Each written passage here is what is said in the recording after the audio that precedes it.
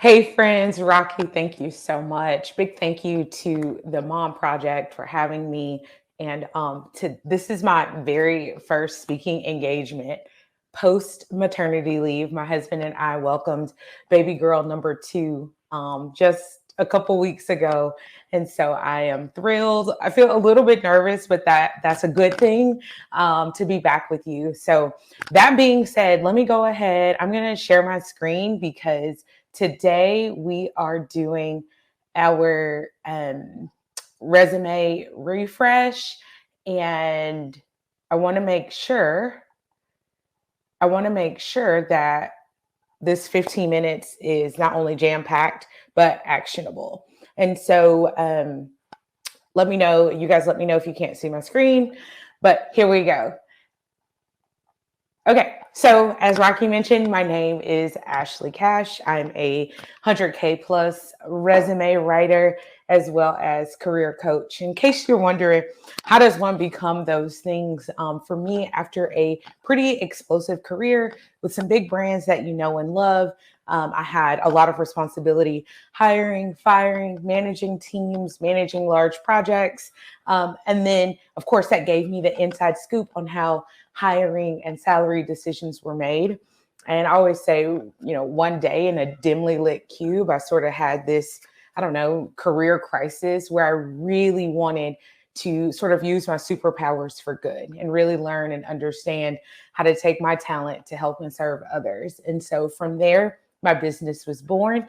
And so I teach high income, high impact professionals how to maximize their marketability. And I also partner with organizations on professional development, workshops, trainings, and things like that. And in fact, I actually partner with Rise, which is, don't tell anyone, but probably my favorite partnership. So if you're a member of Rise, just give me a quick hello. I miss you guys. All right, so let's also talk about, before we talk about our resume, I want to talk about really briefly why I do this work. So I already kind of mentioned I had a mid-career crisis, but more importantly, the reason why I do this is because I have a heart for working moms. P.S. All moms are working moms. And after a little research, I found out this information. So what you see on the screen here is actually a chart of the amount of money that women lose over our careers because of the wage gap.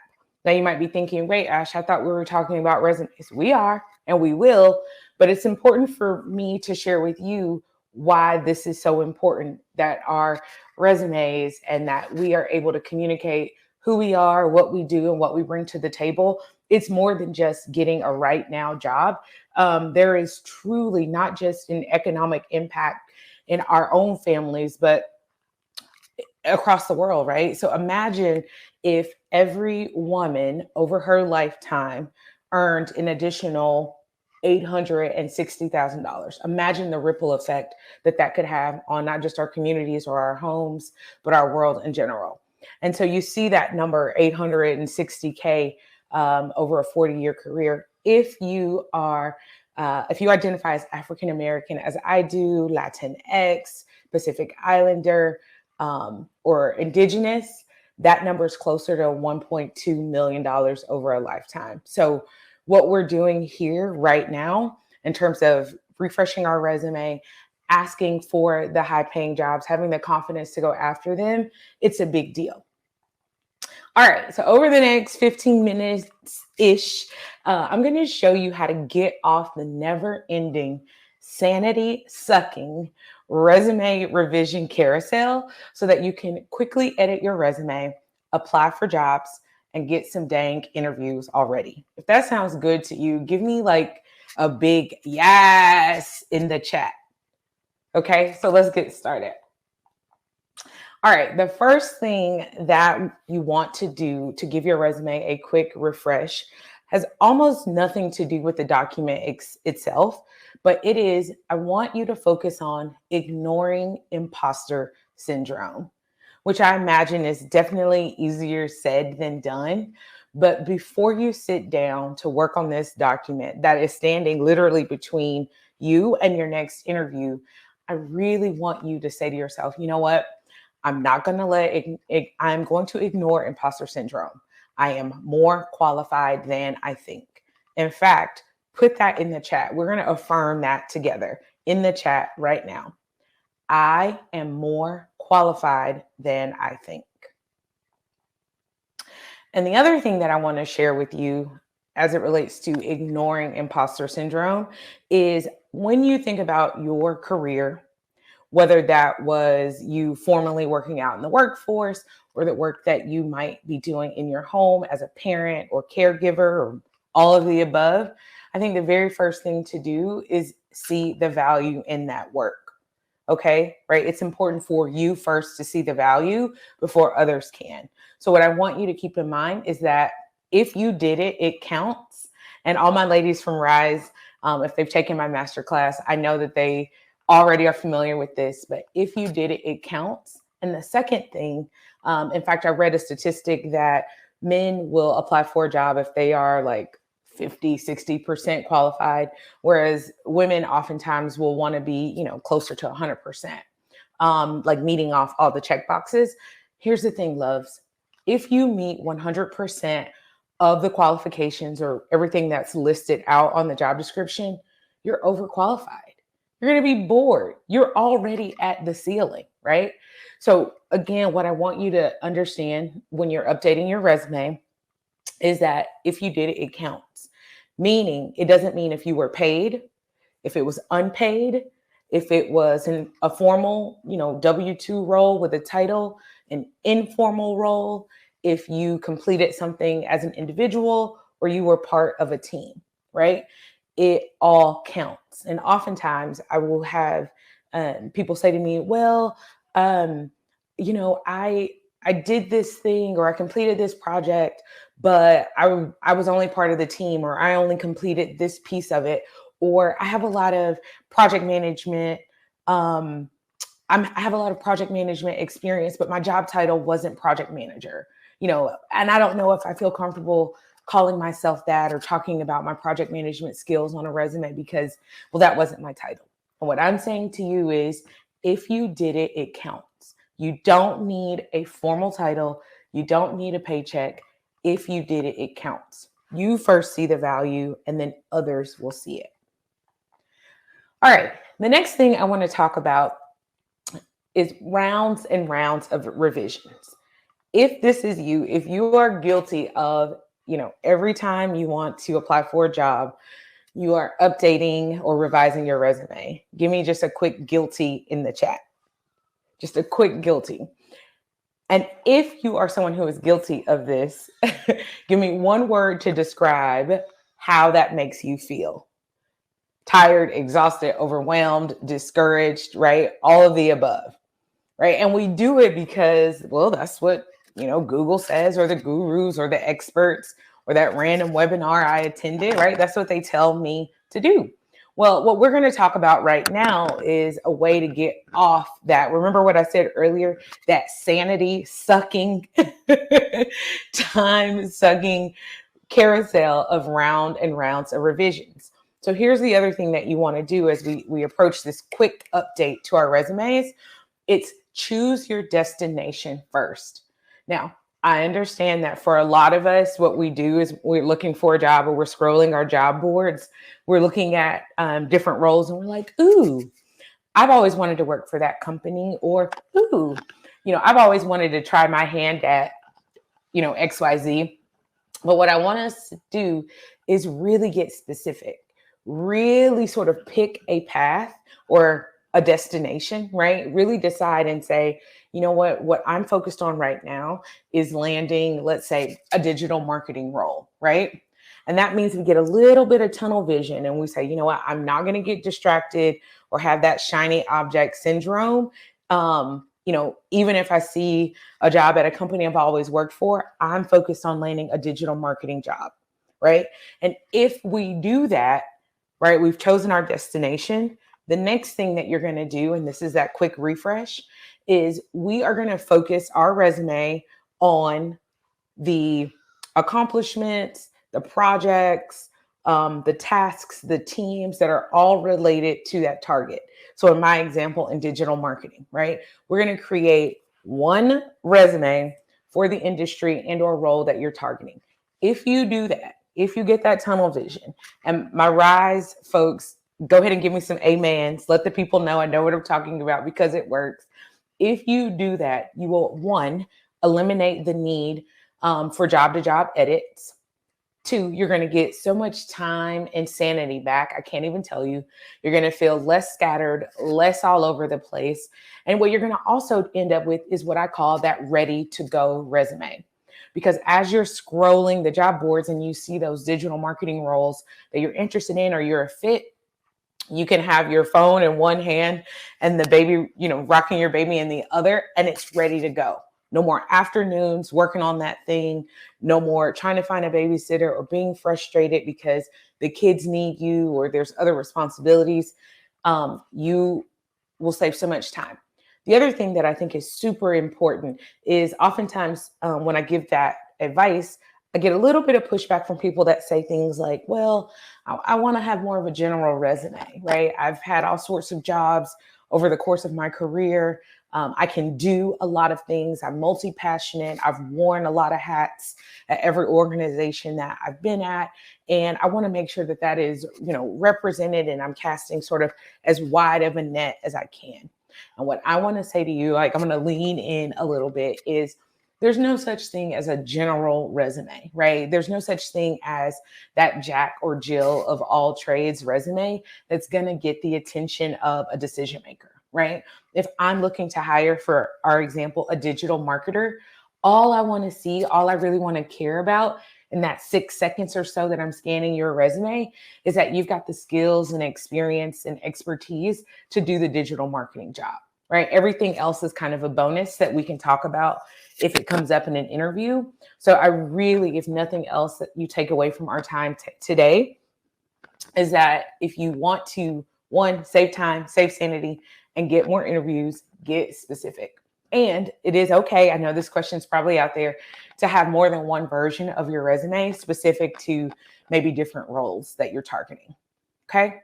The last sort of more tactical piece of this 15-minute resume refresh is a rule I call reduce, revise, remove. Somebody put that in the chat for me, please. Reduce, revise, remove. And a part of that is around the question that the age-old question that my resume should only be one page, right? Well, here's the thing, right? Again, don't worry so much about the rules. You do want to keep your resume to 2 pages max, right? That is a hard rule, but don't get caught up if your resume is more than 1 page. As a decision maker, I'm looking for, do you have the skills, expertise to do the job? I'm not as focused on, is your resume 1 or 2 pages? But when we talk about getting to that 2 pages, when we talk about reducing, let's make sure that we reduce our bullets to 2 lines or so. 1, to increase brevity, right? Get to the point. Second, you want to increase readability. As we know, our decision makers are giving us a quick scan. So we want to make sure that our bullets aren't paragraphs, right? So that they can read it. The second thing is, and this is going to help with that quick resume update, start with what you have, right? You're not having to rework your resume from scratch, but I want you to look at each bullet on your resume and see if you can revise it to include a so what. And that doesn't always mean a number or a percentage, but what was the actual value of what you did? What was the outcome, right? Why did they have you doing this? What were you supporting, or what outcome did that work lend itself to? And then remove the old and irrelevant. Now, a mistake oftentimes people make, well, they'll say, again, I've had many jobs, I've worn many hats. I have a lot of different experiences that I can bring to the table. Or they'll say, I'm leaving this component on there because I want them to see that and they'll think XYZ.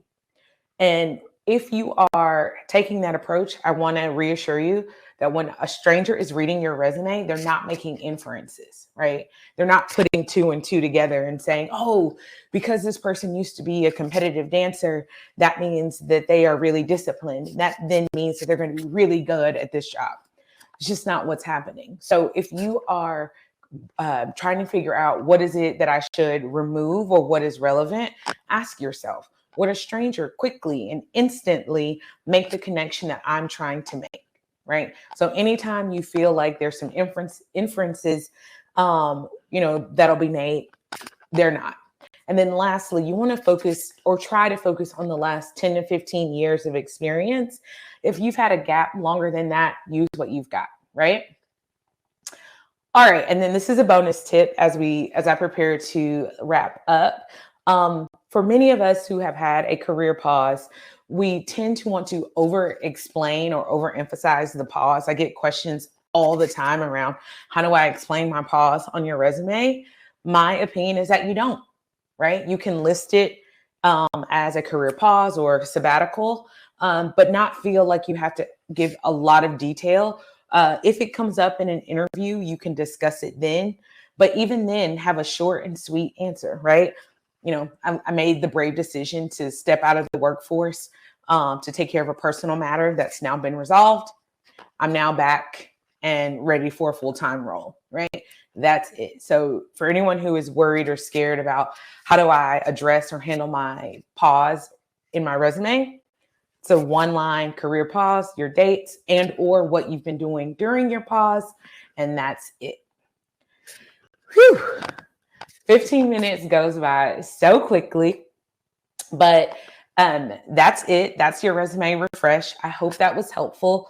If it was, can you give me just one word in the chat to just tell you maybe your favorite tip or your biggest takeaway?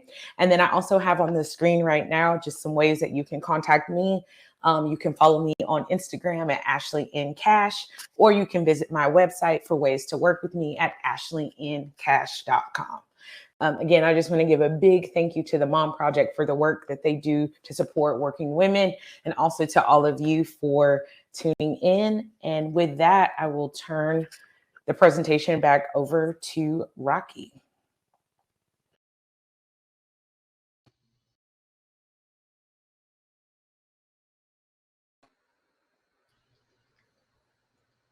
Hello, everyone. Welcome. And my name is Trisha Manzo. I work remotely in California, and I'm in talent acquisition at Wiley. We are a global leader in research and education, supporting knowledge seekers at every stage of their life. With over 40 locations around the world, we have a pretty big global presence. With me today is Amanda Green. She's our Vice President of Global Talent Acquisition. She's coming to us from Texas. Amanda, thank you for taking the time to be here with me. I thought we could start off by you introducing yourself. You have such an inspirational background. Tell us about your career and what led you up here to Wiley. Well, thank you, Trisha. I could not be more excited to be here today. We absolutely love partnering with the Mom Project and had made some great successful hires from that partnership. And Trisha, you have heard me say so many times, everything happens for a reason. And today, I believe I was brought here to hopefully reach someone, say something that may spark a light. Who knows, that could be any one of you. Now, Trisha, if you would have told the 23-year-old me who was walking across the stage 6 weeks pregnant at her college graduation, that one day she'd be leading a global team of professionals responsible for one of the most critical functions in the organization, I would have laughed and said, "You're crazy." At that time in my life, I was so full of hope, grit, and determination. I was terrified, unsure, and a bit confused too. I would often say to myself during that period, wait, this happened out of order. I was supposed to graduate college, go move to Houston, start a career, get married, and have a child like everyone before me and really everyone around me. However, God had a different plan for my life, and I'm so glad that He did. I started my career as a communications coordinator, 4 months pregnant, helping families make very difficult decisions about organ donation. When I had my first daughter, Morgan, something in me just knew that I couldn't part with her at 6 weeks. I agonized over this, even though I had set up childcare when I went back to work. Honestly, I couldn't even afford that time to be out 6 weeks. So I mustered up a lot of courage and went to my boss at the company and proposed that they let me work nights. And to my surprise, they let me. Flexibility first gave a huge impression on me at that time in my life. So for the next year, I would work 11 p.m. to 7 a.m. and high five my boyfriend at the time, now my husband, as he went to work during the day. I will never forget the trust that organization had in me. And I'm forever grateful that I was able to pivot at that time in my life. We then moved to the suburbs of Houston, and our friends had their children in this wonderful home daycare. And at that point, I felt, I just moved to Houston that year prior. I felt really good about having her in that setting. And thus began my career at ADP for the next 13 years. During that time, I began working remotely in talent acquisition. I'd started in sales and then pivoted to talent acquisition in around 2005. And that suited me and our family very well. That career gave me an opportunity to participate in my girls' lives when Abby, our second daughter, joined us in 2003. Don't get me wrong, it was tough. A lot of mom guilt, a lot of work guilt, but we made it work like so many of you. In 2014, I was recruited to American Express Global Business Travel. It was a very scary move. I had a great job at ADP, one that I had figured out to work with, my life and my family, but I just felt a desire and urge to do more. And so I took that leap. It was scary, and it's actually a move that didn't work. Probably not what you were expecting to hear. You see, the job was based in New York City. And my boss, who I had known at ADP, she recruited me there. And she knew how successfully I worked remotely into New Jersey. And so we didn't think it would be an issue. And then I would come to New York once a month.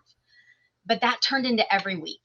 And my firstborn, Morgan, was just entering high school. And I was missing so much.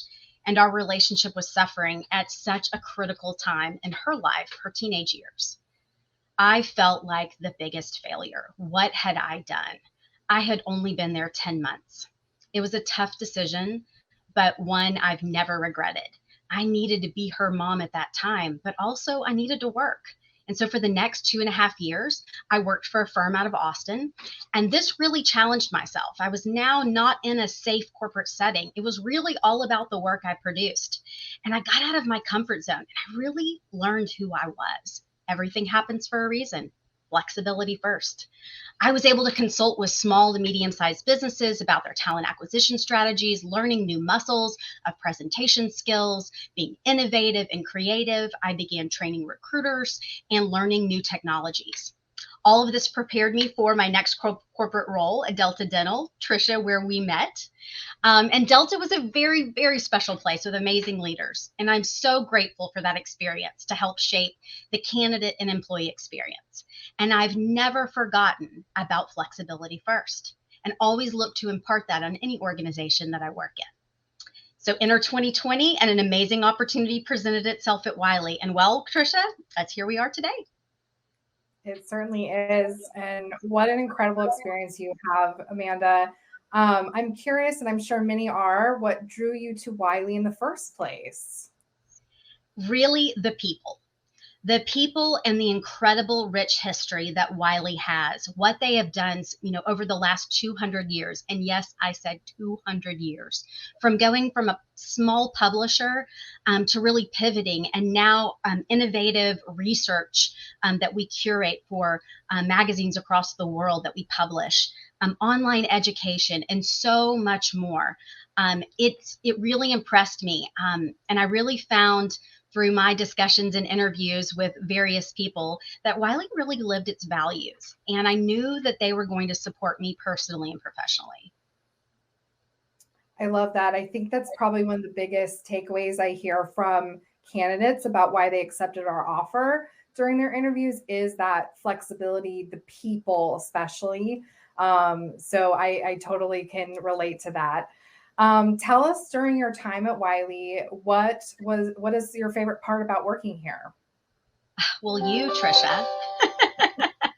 No, but seriously, yes, you are a big part of it. But honestly, Trisha, we've had such an amazing opportunity to be bold here and explore and innovate and create. And does everything work? No. But it's the culture that we're allowed and not allowed, but given that opportunity and encouraged to do that. I also love that, yes, we work so hard, but well-being and flexibility, as you know, are really a critical part of our promise to our people. And I think it's why our partnership with the Mom Project has worked so well.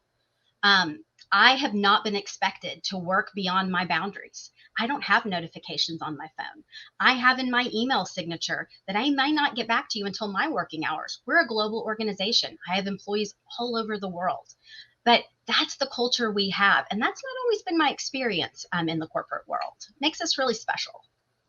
Definitely 100%. And I love that you mentioned, some of our well-being, and flexibility as part of the way we cultivate our culture. What are some resources we have? Tell us about how Wiley promotes that flexibility. Absolutely. Well, Happy Fridays, if you talk to any Wiley colleague across the world, it's one of our most famous flexibility programs. And between Memorial Day and Labor Day, you have Friday afternoon to do whatever you want. And in the morning, we don't want you to have any meetings. Catch up, do what you need to do. And that Friday afternoon, if you want to take off and have an early weekend, go for it. If you want to read a book, if you want to take a continuing education or learning program, go for it. We celebrate however you choose to spend that time. We post pictures about it. We high five. It's not one of those things that, oh yeah, we have it, but no one uses it. You're looked at wrong. No. Our CEO posts what he does on his Happy Fridays and focus. We also give all of our employees a subscription to Headspace, which I know might kind of sound silly, but honestly, it's really cool. And sometimes we'll do meditations to start out our meetings. I absolutely love that. Our financial well-being seminars. How cool is that? The last one we had was how to teach your kids to save. I thought that was the coolest thing I've ever seen. And I love it. Absolutely love it. Those are just some of the flexibility perks. Absolutely. And I love that you mentioned our well-being programs. I too have enjoyed many of them and love Happy Friday. And I think everybody would agree to that also. What's some advice you would give to somebody who's new to joining Wiley? Get involved.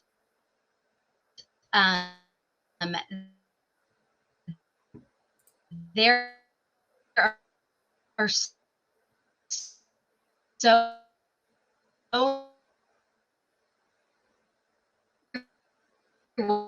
one and involved. I love to go there and look at everyone's dog pictures. That's one of my favorite pastimes. Also, give yourself grace. Wiley is a big, kind of complex organization. Take it one day at a time, ask questions, but stay connected. There are so many ways to stay connected, even if you're 100% remote. Hey, Amanda, I love that you talked about staying connected and getting involved. I think you mentioned something a little bit about Wiley Dog People. You did break up for just a minute there.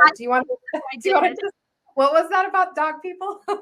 We have a group called Wiley Dog People. It was one of the first groups I joined and I thought, I have found my people because I love dogs. Yeah. And Wiley Dog People exists because we can't let the cat people win. That's the tagline. But anyway, I'm just joking. Getting involved is really, really important. And so much is what I would encourage those who are new to Wiley do.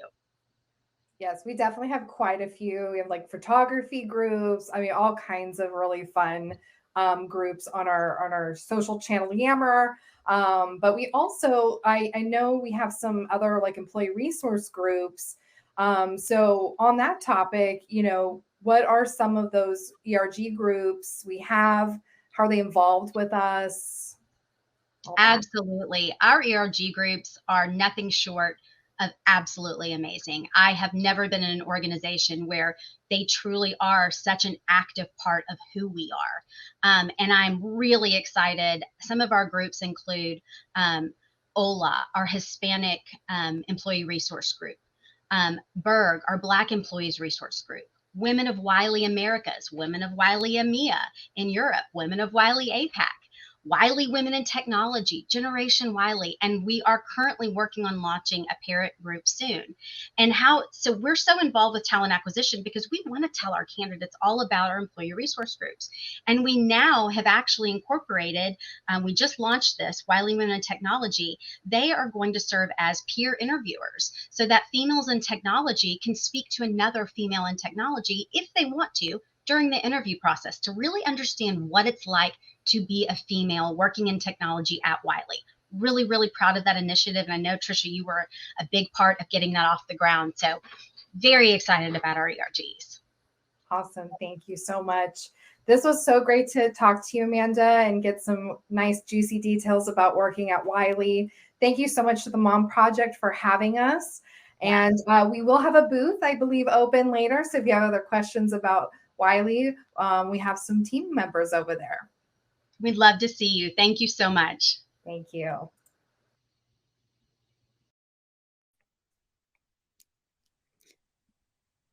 Hello, everyone. Thank you so much for having me here today. I am so excited to talk to you all about the importance of taking ownership in your career. I want to do so by way of sharing with you my own experience to kind of help you see from an outsider's perspective in as to what my world looked like when I was really taking a back seat to my career. The things that I did to kind of start taking more ownership and taking more of a proactive approach to it to achieve the things that I wanted, and then what that looked like for me on the other side. My hope is that you leave this inspired to take action in your own career to achieve the things that you are looking to do this year and beyond by way of the things that I share today. So let's get into it. My name is Tonya Montella. I am the CEO of Tonya Empowers. I have worked for a number of Fortune 500 companies and multi-million-dollar businesses. I'm now a hiring manager and a women's career coach.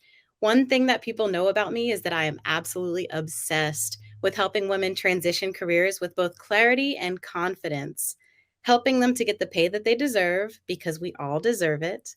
And once they land those jobs that really excite them and bring them fulfillment, I'd love to help them understand how to climb the corporate ladder and advance in their career. Now, you might be thinking, okay, obsessed is a bit of a strong word, Tonya. What makes you so obsessed with helping women in their careers? Well, the truth is, I spent a large majority of my life being a very shy, insecure woman who was too afraid to advocate for herself. This is a picture of me about 5 years ago. And though I look very, comfortable in my own skin and confident and smiley, I also look like a baby, truth be told. What you don't see is behind this photo was a woman who was actually very burned out. I felt that I was being kept in a box. And though I felt that that was happening to me, I own the fact that I also didn't do anything to get myself outside of that box. I didn't speak up about the fact that I was being restrained from really showing my value at any particular organization. So I take ownership of that. And it's actually a regret that I have. Of course, I was a top performer, receiving promotions in any career that I stepped into. And that was nice and all. But once I kind of zoomed out of my own little box and I looked at the folks around me, I started to feel like, okay, yeah, I'm making progress in my career, but those around me are really starting to lap me. I would notice that people would come into the business and be there for a short period of time and already start to receive the promotions that I had waited years for. I also started noticing men getting advancement more quickly than I did, and I didn't like the way that any of that felt. Does any of this resonate with anybody here? I feel like it's probably a common thing that happens, but I think the key thing that we miss is just making that realization that it's happening, and then, of course, doing something about it. It didn't take me until another year before I started doing something about it. And what happened was that's when things really changed for me. I decided to take ownership of my career, and I want to put emphasis on the term decided because it really was an intentional decision. Now, what that meant for me at the time was that I had to dust off my 7-year-old resume. I was at the company at that time for 7 years and hadn't touched my resume at all. So I really felt like this image here, dusting it off and setting out to make career transition number 4. Spoiler alert, I did make a couple of more career transitions after that. Call me crazy. But in this particular instance, I was going from a role in learning and development to a role in instructional design. Specifically, I wanted to do instructional design for salespeople. And while you might be thinking, okay, I can see how that translates, learning and development, instructional design, you're training people, right? Well, it didn't feel like that. It very much felt like this, that the odds were against me. Because when I looked at those instructional design roles, I realized, I'm going to be developing e-learnings for salespeople, and I have never myself held a quota. So those were, of course, questions that came up in the interview process that I had to overcome. When I looked at those job descriptions, I also noticed that there were a lot of systems and tools that were required of somebody to be an expert in. Truth be told, I didn't have an expertise in any of them. I was using PowerPoint presentations to develop and deliver my trainings. So I really was self-taught. I also was a new mom. I had my son, and going back into the job search market after 7 years, I started asking myself, do I need to proactively disclose to them that I'm a mother? And if I do that, are they going to doubt my abilities or think that I'm not going to be as invested in this role or in the success of the company because I have obligations at home? All of these silly questions started to swirl in my head. And also the fact that I hadn't interviewed in 7 years. I know there's some people who like to interview from time to time just to keep themselves brushed up. I was not one of those people. I was completely rusty, and I had no idea what the latest resume best practices were. Does it need to be 1 page? Can it be 2? Is it okay if it's 3? What are the job posting sites that are out there now? Are people even still using monster.com? I was just a mess, to be completely honest. The good news is I was not a mess for very long. Yes, I fumbled an interview. Yes, I was ghosted by recruiters, but I did not let that stop me. I reminded myself of exactly who I was and what I was capable of. And I got out of the backseat in my career, just kind of waiting and hoping for things to happen to me. And I stepped into the driver's seat. Here are some of the mistakes that I made along the way. And I share this with you to encourage you to think about whether or not these are mistakes that you're making. The first thing is that I tried to figure out every single career move alone. Anytime I had to make an important decision in my career, I would wonder, oh, how can I figure this out alone? I would come up with every excuse in the book as to why I didn't need help, why I'm a woman and I got this. I would say things like, I don't want to bother my friends and family about this thing. They don't do the line of work that I do. They won't get it. Silly things like that, really limiting beliefs that were preventing me from getting the support that I really, really needed. The other thing that I realized is that I waited too long to take ownership of my career. I was 35 years old when I did this. And when I did so, it was out of a lot of anger and frustration. Like I said, I was noticing others advance more quickly than me, and that made me feel frustrated and angry. And anytime you're making a decision fueled with emotion, you're usually not in the proper headspace to be making decisions. So entering the job market after a 7-year lull, because I was at a company for that long, and doing so with so much emotion behind it, really didn't serve me well. It very much felt like this woman here, very lost, alone, confused. Has anybody ever felt that way? So here's what my before and after looked like. And I want to hear from you in the chat, which one resonates more with you. Are you more on the gray side? Or are you more on the pink side? So before I started taking ownership of my career, I was hoping and waiting for things to happen to me, waiting for the promotion to just be given to me because I was showing my value, waiting for stretch opportunities to be given. I was not setting boundaries. Can I tell you all that when I was on maternity leave, I was asked to complete a project? And while that might seem crazy to you, the crazier part is that I said yes. I don't know why I said yes. I didn't have to say yes. It wasn't as if I said no, that my job wouldn't be there when I got out of maternity leave. So that's a regret that I have. I didn't have any mentors around me. As I looked around, I didn't see anybody, particularly strong women leaders, that I could go to for career advice. And a thing that I own up to is I also didn't seek them out proactively. Yes, I held senior roles, but I stayed in those senior roles. I plateaued just out of fear of becoming a leader. Self-doubt showed up for me, a lot of imposter syndrome, and I was questioning my worth. Once I made the decision to take ownership of my career and started taking a more proactive role in going after what I wanted, I started advocating for myself to ask for promotions and say when I was ready for one, speaking up when I felt that I was at capacity and needed some more resources or help. proactively requesting mentorship and letting people know, can I come to you more often for this advice? This is something I really need help and guidance in. I applied for a manager role and I landed it, and I'll tell you more about that later. But then I started really noticing and knowing my worth. And not only knowing my worth, but being comfortable in that place of knowing my worth, right? I think as women, we often tend to say, oh, not me. Oh, just little old me, you know? So the things I learned along the way, and I offer this to you, you are capable. You are deserving of whatever it is that you want to achieve in your career. Now, the harsh reality is no one is coming to help or save you. No one's knocking on your door to say, hey, you need help in that particular area? Let me come help you. Or, hey, you think you deserve a promotion? Let me just come give it to you, right? So the other harsh reality is, and I'll speak to me specifically, it was up to me to seek the support that I needed and to take the initiative to go after what I wanted. And I offer up the same to you. So just to close the loop here, what happened next? That instructional design role that I mentioned to you, I did end up landing. I then went from being a solo act, as I call it, in that role to being the manager of a global sales enablement team.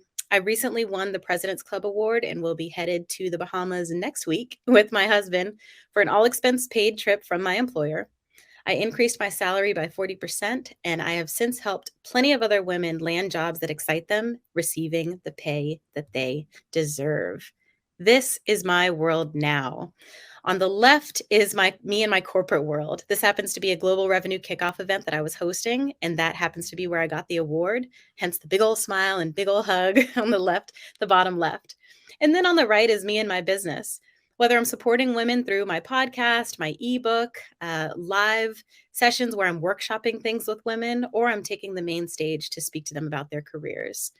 This is the transformation that happened for me on the other side of making the decision to take ownership in my career. And this is absolutely possible for you. My question is, are you taking ownership of your career today? And to help you answer this question, I want to bring this list back up. As you look at the two sides of the screen, which side reflects your current state more?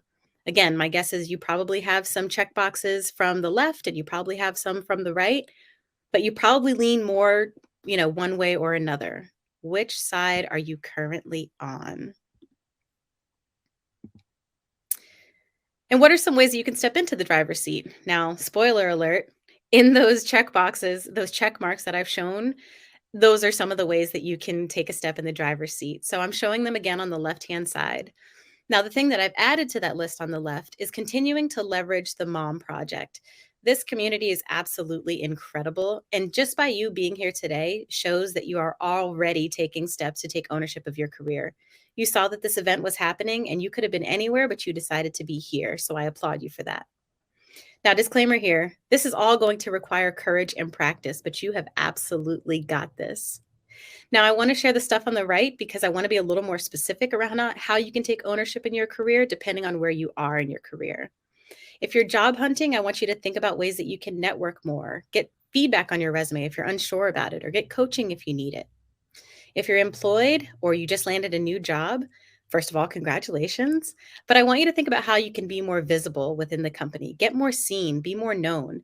Think about how you can stretch yourself and ask for the promotion or the raise that you feel that you deserve. If you're employed and feeling unfulfilled, I want you to think about how you can improve your current environment. What are some things that you can change to make it better for you? And if you feel that you've exhausted all of the efforts that are available to you, I want you to take an honest look and consider whether or not it's time to find something else, whether that be your same job somewhere else or somebody like me who loves to transition careers, it seems, stepping into a new career that you haven't held before that also excites you and piques your interest. Thank you so much for having me here today. I invite you to join me at my virtual booth in 15 minutes, or you can scan the QR code to connect with me on LinkedIn.